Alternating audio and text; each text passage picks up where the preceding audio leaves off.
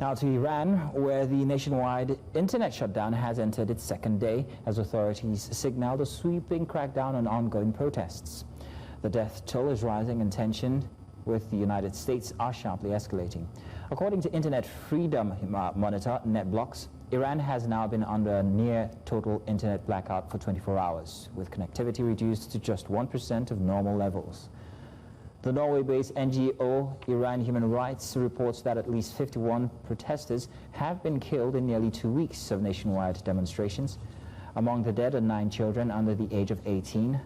Hundreds more have been arrested, or rather have been injured, as security forces confront crowds in cities and towns across Iran. And so to discuss this, I'm joined by Global Affairs Analyst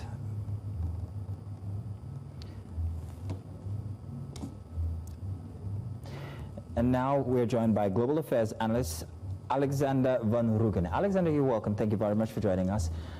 Alexander, now let's set the foundation. Many analysts say these protests are rooted in economic collapse. From a geopolitical lens, how much of Iran's current unrest is really about domestic mismanagement versus the pressures of international? Well, I think they're all intertwined. One can say you have a problem with internal mismanagement because there's less money due to international sanctions. I think it's much more complex than that. You've got a regime that is not respected right now, and it's not treating its people very well, and it's despised. Well, that's a perfect storm for regime change, whether it be by coup or by a public outcry and protest. We've seen this before. We've seen it in Tunisia during the Arab Spring. It was a protest by a sole individual who lit himself on fire. I mean, he gave quite a sacrifice with his life, and that resulted in mass riots and also a regime change.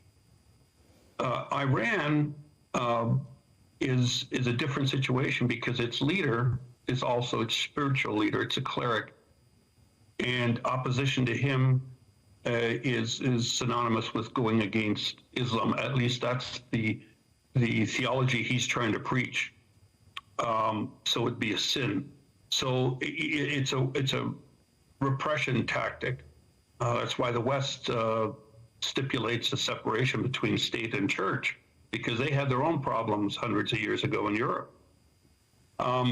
But what's happened in Iran now, yes, it started off as an economic protest. Their inflation rate is, well, the published rate is 40%. I wouldn't be surprised if it's 4,000%.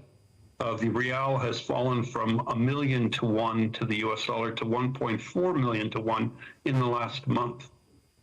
The average salary in Iran is, in rials, is about 150 million to 250 million a month. That sounds like a lot, but it's $100 to $200.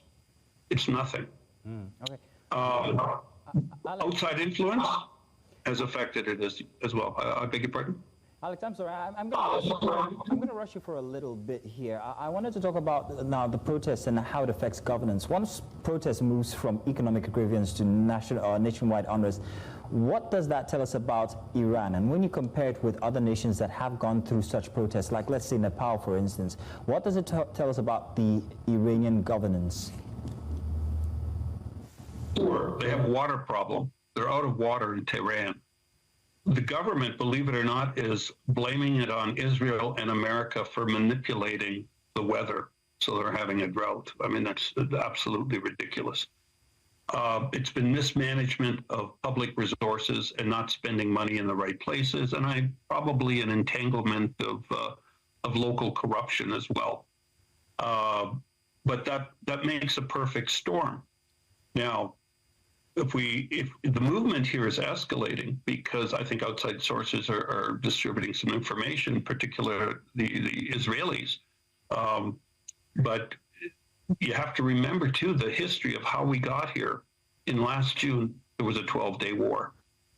That 12-day war took out 30 high-ranking military officials, basically the whole hierarchy of the Islamic Republican Guard and the regular army, as well as 11 nuclear scientists.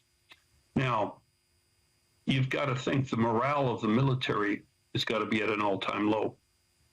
They lost that war. They claimed a victory because they shot a missile at Qatar. Nothing. Now, the revolt is in the streets. Unfortunately, there's been about 50 deaths reported. That's good news. All right, then. Well, obviously, Tehran does have bad governance, and, well, let's see how far these protests go. We'll continue to come to you if we have more that we'd like to know. Thank you very much, Alexander.